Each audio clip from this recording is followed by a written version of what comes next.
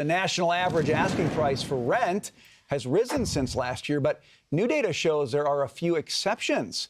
The Sun Belt is now seeing some of the biggest rent declines in America, with Austin, Nashville, Jacksonville, Miami, San Diego, Phoenix, all seeing lower prices. Joining us now, Howard Hughes Holding CEO David O'Reilly. So, David, that's your area, right? You're the Sun Belt guy. Absolutely. And everybody talks about wanting to be in the Sun Belt. Mm-hmm.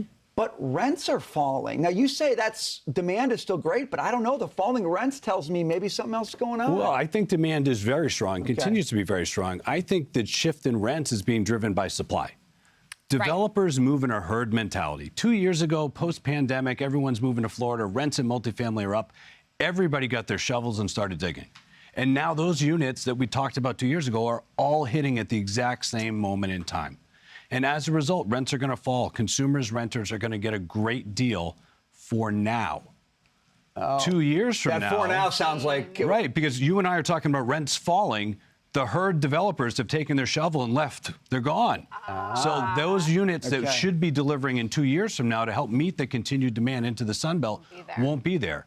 And I think rents will come back up at that point in time. What do you mean by a flight to quality? It's about quality of life at the end of the day. It's about affordability. It's access to nature. It's walkability. It's short commutes to work, better weather. And those are the type of things that the Sun Belt has offered. Communities that we have, like the Woodlands outside of Houston or Summerlin outside of Las Vegas, have been a huge beneficiary of this flight to quality. People that want quality education, time with their kids, short commutes, low taxes, business-friendly environments. And it makes a lot of sense. I think the pandemic was the main driver of that. But what you're talking about, the supply-demand imbalance, is why the market is so skewed right now in general. Why is it that developers can't provide a more consistent amount of supply and stream it, periodically and timed out so that we don't have these huge fluctuations in pricing? That's exactly what we do at Howard Hughes, because we're the master developer of huge communities, 28,000 acres in the Woodlands, 37,000 in Phoenix, in an area called Terra Vallis. Yeah. In every other city,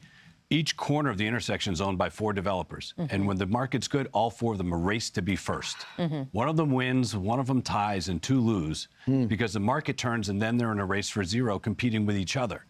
And I think that's the problem, is that it's very difficult in communities that don't have that overarching master developer like you would at Howard Hughes to limit supply appropriately, not to get too far ahead of their skis. But you're building these massive developments, and all everybody can think about is, I don't want it to get a mortgage and buy into this environment because it's too expensive. So who the heck is buying these things? How are they financing it? How are you making this happen? This has been a remarkable time for home building because we have great demand coming from your first-time home buyers, which are average age 35 years old. 11,000 people turn 35 every day. Retirees, average age 65, that are very wealthy with a 40-year run of housing equity built up. So they don't need the big mortgage. They've got cash. Even if they do, they're buying new construction because the resale market is non-existent as homeowners are locked into below-rate mortgages. And the large national home builders, both public and private, have the ability to buy down your rate. 150, 250 to 200 basis points, making it more affordable. Just quickly, about 20% of your business is commercial. How is it going? It's going very well, because we don't have that oversupply issue within our communities. Our office portfolio this past quarter, we just reported earnings last week, was up double-digit year over year. Our multifamily portfolio was up 9% year over year. When you can limit supply and just build to meet market demand and not build for building's sake, you're going to reap the rewards throughout all points in the cycle. We gave you the tough questions. You did a great job, David. That was awesome. Thanks for being here. Yeah, take a bow now. Thank you very much.